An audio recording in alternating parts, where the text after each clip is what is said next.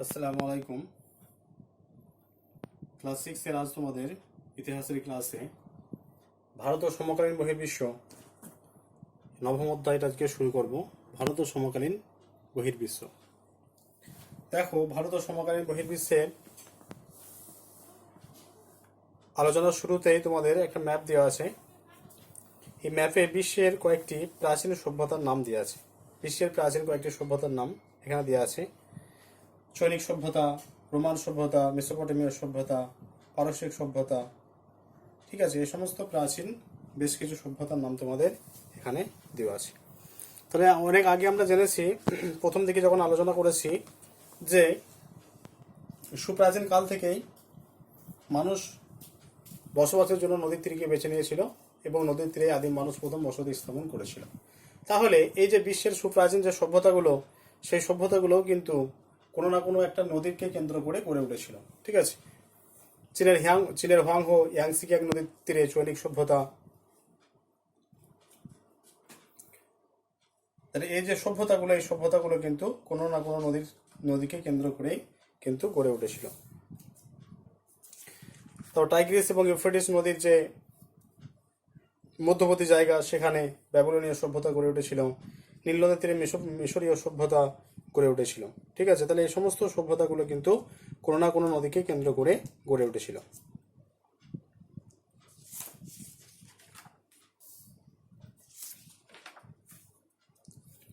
দেখো, প্রথমে আমরা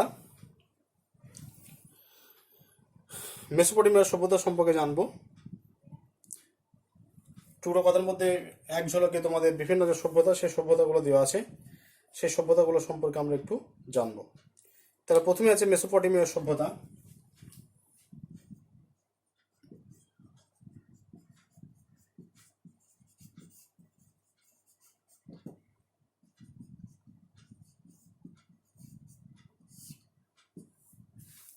মেসোপটেমিয়ার সভ্যতা, দেখো, এই মেসোপটেমিয়ার সভ্যতা গড়ে উঠেছিল কোথায়? না, টাইগ্রিস এবং ইউফ্রেটিস নদীর যে মধ্যবর্তী জায়গা, সেই টাইগ্রিস এবং ইউফ্রেটিস নদীর মধ্যবর্তী জায়গায় এই সভ্যতা গড়ে উঠেছিল। দুটো নদী, টাইগ্রিস ও ইউফ্রেটিস,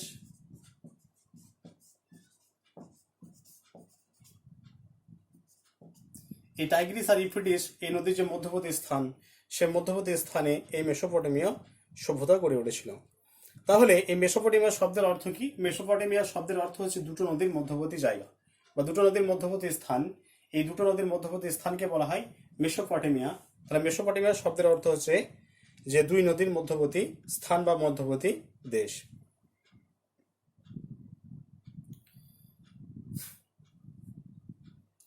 প্রাচীনকালে এই অঞ্চলের একটি অংশে সুমেরীয় সভ্যতা গড়ে উঠেছিল। ঠিক আছে, তাহলে এই সুপ্রাচীনকালে এই অঞ্চলের একটা অংশে সুমেরীয় সভ্যতা গড়ে উঠেছিল। তা সুমেরের যে লিপি, সেই সুমেরের লিপিকে বলা হয় কিউনিফর্ম লিপি। কিউনিফর্ম লিপি কি, এটা অনেক সময় তোমাদের পরীক্ষা আসে। তাহলে সুমেরের যে লিপি, সেই লিপিকে বলা হয় কিউনিফর্ম লিপি। সুমেরের লিপিকে বলা হয় কিউনিফর্ম লিপি। সুমেরের লোকেরা গণিত, জ্যোতির্বিজ্ঞান এবং বিজ্ঞান জ্ঞান বিজ্ঞান চর্চায় তারা যথেষ্ট পারদর্শী ছিলেন। সুমেরের লোকেরা প্রথম কাঠের চাকা, লোহার তারা ব্যবহার শুরু করেছিল। ঠিক আছে, সুমেরের অধিবাসীরা যারা সুমেরীয় নামে পরিচিত, সেই সুমেরের অধিবাসীরা এই প্রথম চাকার ব্যবহার তারা কিন্তু শিখেছিল। সুমের ছাড়া মেসোপটেমিয়ার আরেকটি বিখ্যাত সভ্যতা হচ্ছে ব্যাবিলনীয় সভ্যতা। এবং ব্যাবিলনের যে রাজা, সে ব্যাবিলনের রাজা হামুরাবি প্রথম লিখিত আইন তিনি চালু করেছিলেন। ঠিক আছে, ব্যাবিলনের রাজা হামুরাবি তিনি প্রথম কিন্তু লিখিত আইন তিনি চালু করেছিলেন। এবার আছে মিশরীয় সভ্যতা। এই মিশরীয় সভ্যতা নীল নদের তীরে গড়ে উঠেছিল। নীল নদ, আফ্রিকার যে নীল নদ, সে নীল নদের তীরে এই মিশরীয় সভ্যতা গড়ে উঠেছিল। গ্রিক ঐতিহাসিক হেরোডোটাস মিশরকে নীল নদের দান বলে অভিহিত করেছেন। গ্রিক ঐতিহাসিক হেরোডোটাস মিশরকে নীল নদের দান, Egypt is the gift of Nile. ঠিক আছে, ইংরেজিতে বললে হবে Egypt is the gift of Nile. নীল নদের দান বলে অভিহিত করেছেন। তাহলে মিশরকে নীল নদের দান বলে অভিহিত করেছেন কে? গ্রিক ঐতিহাসিক হেরোডোটাস।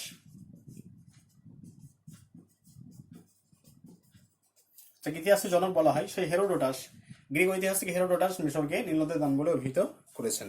তাহলে এরপর প্রশ্ন হচ্ছে যে মিশরকে কেন নীল নদের দান বলা হয়?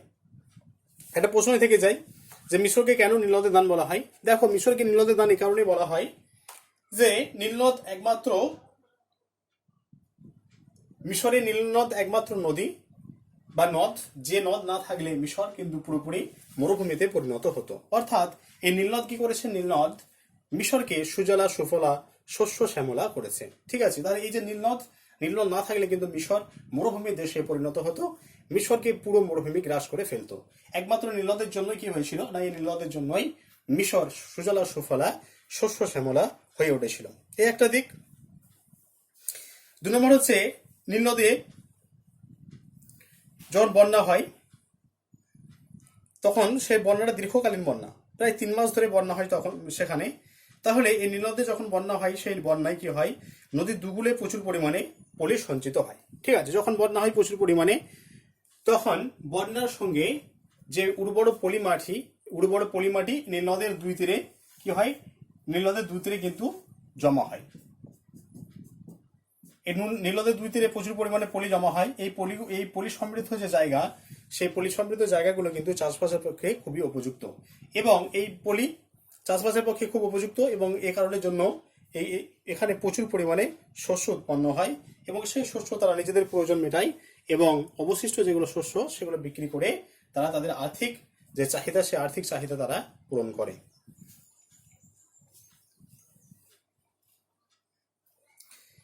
দেখো, এরপর হচ্ছে 3 নাম্বার, মিশরের শীতকালে বৃষ্টি না হয়। তাহলে মিশরের শীতকালে বৃষ্টি হয় না, তাহলে মিশরের শীতকালে বৃষ্টি না হওয়ার জন্য কি করে তারা কি করে, মিশরীয়রা কি করে, নীলনদের বাঁধ দিয়ে তারা কিন্তু চাষবাস গুলো সুসম্পন্ন করে নেয়। অর্থাৎ চাষবাসের ক্ষেত্রেও কিন্তু নীলনদ একটা গুরুত্বপূর্ণ ভূমিকা পালন করে। যখন শীতকালে বৃষ্টিপাত হয় না, তখন নীলনদ কিন্তু নীলনদ থেকে তারা জলসেচের কাজ করে, এবং তাদের যে শস্য, সেই শস্যগুলো তারা কিন্তু ভালোভাবে উৎপন্ন করতে পারে। আবার এই নীলনদের মাধ্যমে তারা যে উদ্ভিদ শস্য, সেই শস্যগুলো কিন্তু জলপথে তারা এক জায়গা থেকে আরেক জায়গায় গিয়ে তারা বিক্রি করতে পারে। ঠিক আছে, এই সমস্ত কারণের জন্য গ্রিক ঐতিহাসিক হেরোডোটাস মিশরকে নীলনদের দান বলে অভিহিত করেছেন। এটা তোমাদের অনেক সময় 3 নম্বরের প্রশ্ন আসে। 3 নম্বরের প্রশ্ন এলে এইভাবে লিখতে হবে যে গ্রিক ঐতিহাসিক হেরোডোটাস মিশরকে নীলনদের দান বলে অভিহিত করেছেন। তাহলে পয়েন্টসগুলো আরেকবার রিমেম্বার করে দিচ্ছি, একবার স্মরণ করে নাও পয়েন্টসগুলো কি কি। না, নীলনদ হচ্ছে একমাত্র নদী, যে নদী কি করেছে, মিশরকে সুজলা সুফলা শস্য শ্যামলা করেছে। তার মানে কি, নীলনদ না থাকলে মিশর কিন্তু মরুভূমিতে পরিণত হতো, অর্থাৎ মরুভূমি মিশরকে কিন্তু গ্রাস করে ফেলতো, এবং সেই কাজে বাধা সৃষ্টি করছে কে? নীলনদ। তাই এই নীলনদের কারণে মিশর সুজলা সুফলা শস্য শ্যামলা হয়ে উঠেছে। 2 নম্বর হচ্ছে কি না, নীলনদের প্রায় 3 মাস ধরে বন্যা হয়। তাহলে সেই বন্যার সময় কি হয়, প্রচুর পরিমাণে পলি নদীর দুকুলে জমে যায় প্রচুর পরিমাণে পলি। তাহলে সেইগুলো কি হয়, সেগুলো খুব উর্বর এবং চাষবাসের পক্ষে খুব উপযুক্ত। তাহলে পরবর্তীকালে যখন বন্যা শেষ হয়ে যায়, তখন মিশরীয়রা এই নীলনদের 2 তীরে তারা চাষবাস করে, এবং সেখান থেকে প্রচুর পরিমাণে শস্য উৎপন্ন হয়, এবং সেই শস্যগুলো তারা কি করে, নিজেদের চাহিদা, সেই চাহিদা পূরণ করার পর যেগুলো উদ্বৃত্ত শস্য থাকে সেগুলো বিক্রি করে তাদের আর্থিক যে চাহিদা বা সেই আর্থিক চাহিদাগুলো কিন্তু তারা এখান থেকে পূরণ করে নেয়। তারপর হচ্ছে মিশরের শীতকালে বৃষ্টি হয় না।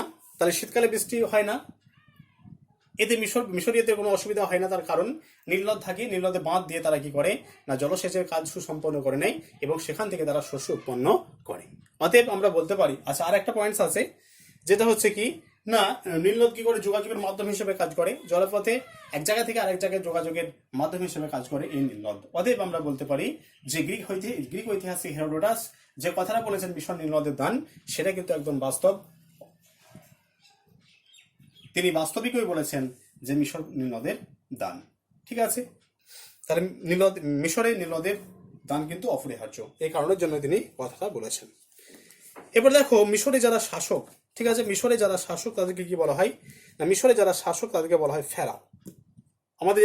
আমাদের এদিকে যেরকম রাজা বলা হতো আগে, প্রাচীন ভারতে যেরকম রাজা বলা হয় শাসককে, সেরকম কিন্তু মিশরে যারা শাসক তাদেরকে বলা হতো ফেরাও।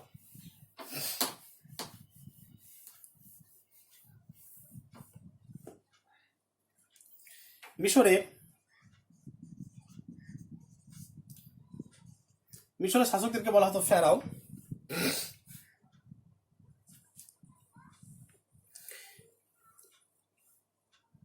দেখো মিশরে যখন শাসকরা মারা যেতেন, ফেরাওরা যখন মারা যেতেন, তখন তাদেরকে কি করতো, তাদের মৃতদেহের ওপরে একটা পিরামিড তারা নির্মাণ করতেন। তাহলে পিরামিডগুলো কেমন? পিরামিড হচ্ছে ত্রিভুজাকৃতি, ঠিক আছে, পিরামিড হচ্ছে ত্রিভুজাকৃতি এরকম। তাহলে মিশরের যে রাজা বা মিশরের যারা রাজা তাদেরকে আমরা ফেরাও বলি, সেই ফেরাওরা যখন মারা যেতেন তার দেহাবশেষের ওপরে কি হতো, একটা বিশাল এই ত্রিভুজাকৃতি তারা স্তম্ভ নির্মাণ করতেন, যাকে বলা হয় পিরামিড। এই পিরামিড কিন্তু মিশরের একটা, আমাদের তাজমহল যেরকম আশ্চর্য, সেরকম মিশরের আশ্চর্য হচ্ছে এই পিরামিড। দেখো মিশরের শাসকরা যখন মারা যেতেন তখন তাদের মৃতদেহগুলোকে কি করা হতো, মিশরীয়রা একটা জিনিস বিশ্বাস করতো যে মৃত্যুই কিন্তু জীবনের শেষ নয়, মারা যাওয়া মানেই জীবনের শেষ, সেটা কিন্তু মিশরীয়রা বিশ্বাস করতেন না। মিশরীয় কি বিশ্বাস করতেন, যে মিশরীয়রা বিশ্বাস করতেন যে মৃত্যুর পরে মানুষের একটা অনন্ত জীবন আছে, ঠিক আছে, মৃত্যুর পরে মানুষের একটা অনন্ত জীবন আছে, আমাদের ইসলামিক কিন্তু যেটা বলে, তাহলে সেটাও মিশরীয়রা কিন্তু তারা পুরোপুরিভাবে পালন করতেন বা মানতেন। তাই তারা মনে করতেন যে মৃত্যুর পর একটা অনন্ত জীবন আছে, সে কারণের জন্য মৃতদেহকে সুন্দরভাবে তারা গোসল করিয়ে, সুন্দরভাবে স্নান করিয়ে, সুগন্ধি দিয়ে এবং সাদা কাপড় দিয়ে তাকে জড়িয়ে দেওয়া হতো, সাদা কাপড়ে জড়িয়ে দেওয়া হতো। এবং তার যেগুলো আনুষঙ্গিক যে সমস্ত জিনিস, গয়না, আসবাবপত্র যেগুলো আনুষঙ্গিক, সেগুলোকেও কিন্তু এই মৃতদেহের সঙ্গে সমাধিস্থ করা হতো। এটাকে বলা হয় মমি, ঠিক আছে। সুগন্ধি জড়িয়ে, তাহলে মৃতদেহকে ভালোভাবে স্নান করিয়ে সুগন্ধি জড়িয়ে তার সঙ্গে ব্যবহার্য যে সামগ্রী, সেগুলো কিন্তু মৃতদেহের সঙ্গে দিয়ে দেওয়া হতো। এবং সেই মৃতদেহের ওপর কি করা হতো, এই পিরামিডগুলোকে তৈরি করা হতো। অর্থাৎ মিশরের যারা শাসক, সেই শাসকের যে মৃতদেহ, সেই মৃতদেহকে সমাধিস্থ করার পরে সেখানে কিন্তু পিরামিডগুলো তৈরি করা হতো। তাহলে খুফুর পিরামিড হচ্ছে একটা এরকম বিখ্যাত পিরামিড, ঠিক আছে। মিশরের বিখ্যাত একটা পিরামিড হচ্ছে খুফুর পিরামিড। যারা মিশর গেছো বেড়াতে তারা এই পিরামিড অবশ্যই দেখে থাকবে।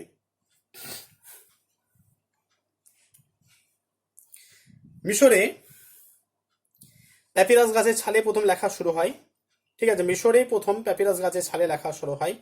যেহেতু প্যাপিরাস গাছের ছালে প্রথম লেখা শুরু হয়েছিল, তাই সে প্যাপিরাস থেকে ইংরেজিতে পেপার শব্দটা এসেছে, ঠিক আছে।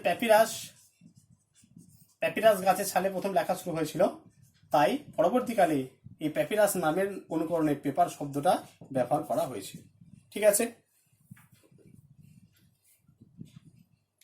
মিশরে দেখো বর্ণ এবং ছবি মিলিয়ে একরকমের লেখার প্রচলন হয়েছিল সেই সময়, বর্ণ এবং ছবি, ঠিক আছে। বর্ণ এবং ছবির সংমিশ্রণে মিশরে একরকম লিপির সেই সময় প্রচলন হয়েছিল, যাকে হাইরোগ্লিফিক লিপি বলা হয়। হাইরোগ্লিফিক লিপি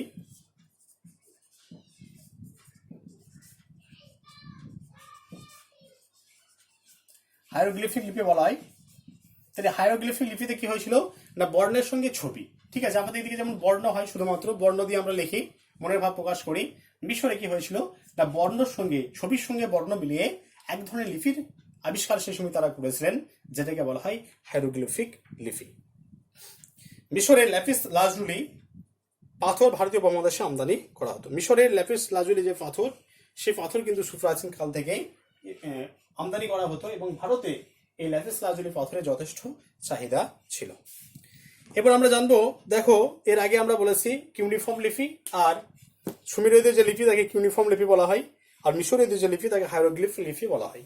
তাহলে এই দুই লিপির মধ্যে কি কি পার্থক্য আছে সেটা আমরা একটু জানবো। এই কিউনিফর্ম লিপি এবং হাইরোগ্লিফিক লিপি, এই দুই লিপির মধ্যে কি কি পার্থক্য আমরা দেখতে পাই সেটা আমরা জানবো।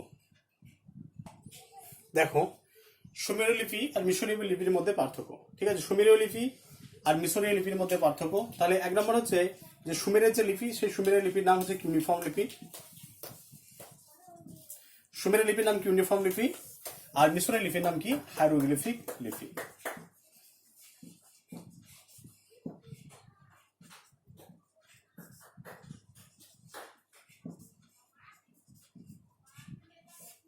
মিশরের লিপির নাম কিউনিফর্ম লিপি, সুমেরীয় লিপির নাম কিউনিফর্ম লিপি, আর মিশরীয় লিপির নাম হাইরোগ্লিফিক লিপি।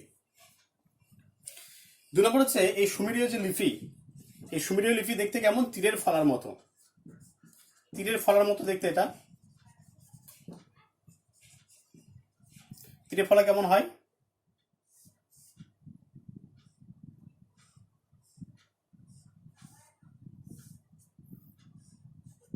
ঠিক আছে, তীরের ফলা এরকম হয়। তাহলে তীরের ফলার মতো দেখতে সুমেরীয় লিপি। আর মিশরীয় লিপি কেমন দেখতে? এটা ছবি, ঠিক আছে, পিকচার মানে ছবির মতো দেখতে, ছবি যেরকম হয় সেরকম। 3 নম্বর কি?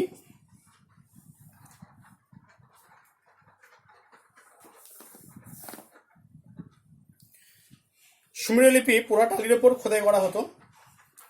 সুমেরীয় লিপি পোড়া টালি, ঠিক আছে, টালি তোমরা দেখেছো আগেকার দিনে, দেখবে টালির বাড়ি কিছু দেখতে পাওয়া যায়, ঠিক আছে, টালিগুলো পোড়া মাটিতে তৈরি হয়। তাহলে সেই টালির ওপরে যে সুমেরীয় লিপি পোড়া টালির ওপর খোদাই করা হতো। পোড়া টালির ওপর সুমেরীয় যে লিপি, সেই লিপিগুলোকে পোড়া টালির ওপরে খোদাই করা হতো। আর এই মিশরীয় লিপি প্যাপিরাস গাছের ছালে, প্যাপিরাস গাছের যে ছাল, সেই ছালে কিন্তু সেগুলোকে লেখা হতো। ঠিক আছে, তাহলে এটা সুমেরীয় লিপি কি হতো? সুমেরীয় লিপি টালির গায়ে, পোড়ামাটির যে টালি, সেই টালির গায়ে সেগুলোকে খোদাই করা হতো। আর মিশরীয় লিপিগুলো গাছের ছালে, প্যাপিরাস গাছের ছালে সেগুলোকে লেখা হতো। আর সুমেরীয় লিপি মেসোপটেমিয়ার বাইরেও তার একটা প্রভাব ছিল। মিশরের বাইরে সুমেরীয় লিপি খুব বেশি প্রভাব ফেলতে পারেনি। তাহলে এই সুমেরীয় লিপি কি হয়েছিল না? সুমেরীয় লিপি মেসোপটেমিয়ার বাইরে প্রভাব ফেলতে পেরেছিল। অর্থাৎ এই লিপির একটা চাহিদা ছিল বেশি, বা এই লিপির ব্যবহার ছিল বেশি। কিন্তু এই মিশরীয় লিপি কিন্তু সেরকম ব্যবহার খুব একটা দেখতে পাওয়া যায় না। অর্থাৎ মিশরের বাইরে এই লিপির প্রভাব কিন্তু সেরকম দেখতে পাওয়া যায় না। আর একটা জিনিস, যে সুমেরীয় লিপির পাঠোদ্ধার করেছেন হেনরি রলিনসন। হেনরি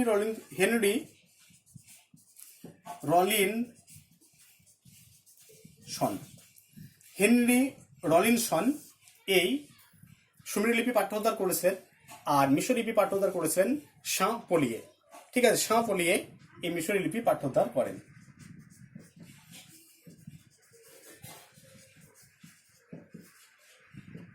শাঁ পলিয়ে কি করেছিলেন? শাঁ পলিয়ে এই মিশরীয় লিপির পাঠোদ্ধার করেছিলেন।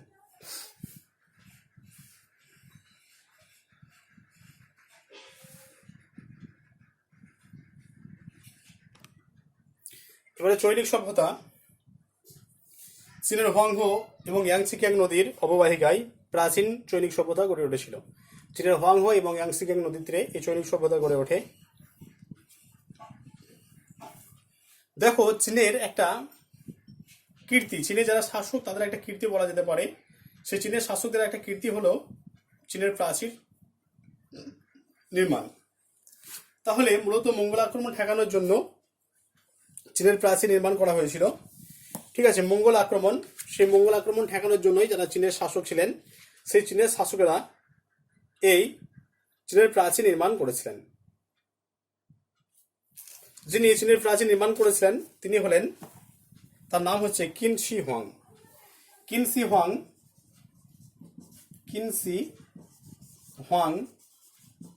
তিনি এই চীনের প্রাচীরটা নির্মাণ করেছিলেন।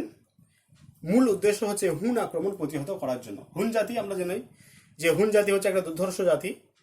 তোরমান এবং মিহিরকুল যারা হুন জাতির নেতা ছিলেন, সেই তোরমান এবং মিহিরকুল তাদের যে আক্রমণ, সেই আক্রমণকে প্রতিহত করার জন্য চীনের রাজা কিন শি হোয়াং তিনি কি করেছিলেন?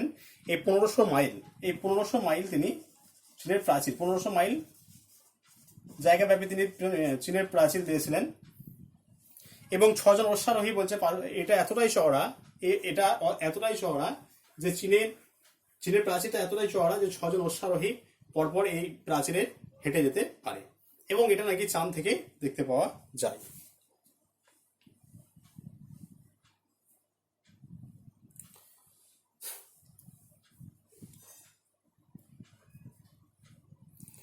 চীনে বারুদের ব্যবহার শুরু হয়েছিল।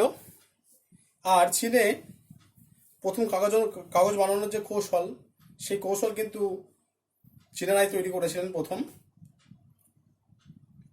আর চীনে বারুদের ব্যবহার শুরু হয়। এবার গ্রিসের সভ্যতা।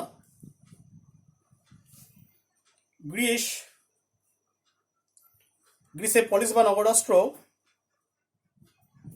গড়ে উঠেছিল। তাহলে পলিস বা নগরাষ্ট্র কাকে বলে?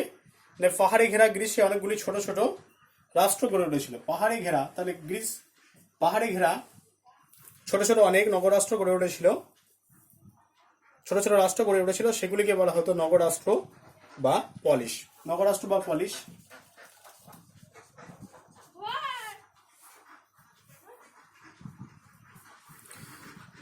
এই যে পলিশ, এই পলিশগুলোর মধ্যে দুটো ছিল বিখ্যাত পলিশ, একটা হচ্ছে এথেন্স, একটা হলো স্পার্টা। এথেন্স এবং স্পার্টা হলো, এথেন্স আর স্পার্টা এই দুটো উল্লেখযোগ্য পলিশ।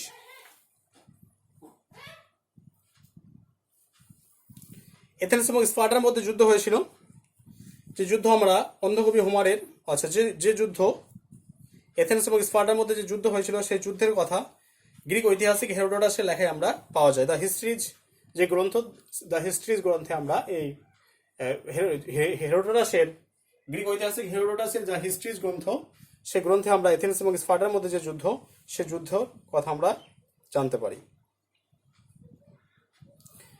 শুধু হেরোডোটাস নয়, থুকিডিডিসও কিন্তু সেই যুদ্ধের কথা লিখেছিলেন। প্রাচীন গ্রিক সভ্যতায় বিজ্ঞান, ইতিহাস চর্চা, জ্ঞান বিজ্ঞান চর্চাও সেখানে হতো। পারস্য এবং অন্যান্য সভ্যতার ছাপ গ্রিক সভ্যতায় পড়েছিল।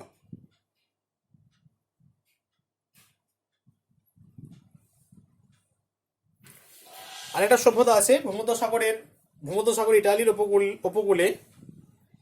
উপকূল ঘিরে একটা সভ্যতার আবির্ভাব হয়েছিল, যে সভ্যতার নাম হলো রোমান সভ্যতা, প্রাচীন রোমান সভ্যতা।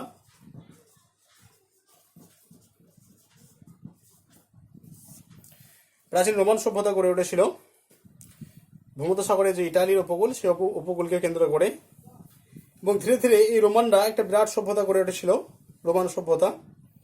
রোমের রাজনীতি, আইন, শিল্প, স্থাপত্য এই সমস্ত বিষয়ে যথেষ্ট উন্নতি পরিলক্ষিত হয়। রোমের রাজকর্মচারীর আদেশে জেরুজালেমে যীশু খ্রিস্টকে ক্রুশবিদ্ধ করা হয়েছিল। তাহলে তোমাদের যে টুকরো কথাগুলো এখানে দেওয়া আছে, সেই টুকরো কথাগুলো নিয়ে আজকে আলোচনা করা হলো। পরবর্তী ক্লাসে আমরা আলোচনা করব ভারত এবং বহির্বিশ্বের মধ্যে যে সম্পর্ক, সেই সম্পর্কগুলো কিভাবে হয়েছিল। ঠিক আছে, ভারত এবং বহির্বিশ্বের মধ্যে যোগাযোগ বা ভারত এবং বহির্বিশ্বের মধ্যে যে সম্পর্ক, সেই সম্পর্কগুলো কিভাবে স্থাপিত হয়েছিল, সেগুলো আমরা পরবর্তী ক্লাসে আলোচনা করব। ভারতীয় উপমহাদেশের সভ্যতাগুলির সঙ্গে বিশ্বের যে অন্যান্য সভ্যতা, সেই অন্যান্য সভ্যতার যোগাযোগ কিভাবে সম্পাদিত হয়, সেগুলো নিয়ে আমরা আলোচনা করব। ঠিক আছে, ভিডিওটা সবাই দেখবে। এটা তোমাদের ভারত এবং সমকালীন বহির্বিশ্ব, এটাই তোমাদের শেষ লাস্ট চ্যাপ্টার। এই চ্যাপ্টার কমপ্লিট হয়ে গেলে আমরা রিভিশন করব, এটা লাস্ট চ্যাপ্টার। অতএব তোমরা ক্লাসটা ভালো করে দেখবে। কিছু অসুবিধা হলে আমাকে অবশ্যই মেসেজ করবে। ঠিক আছে।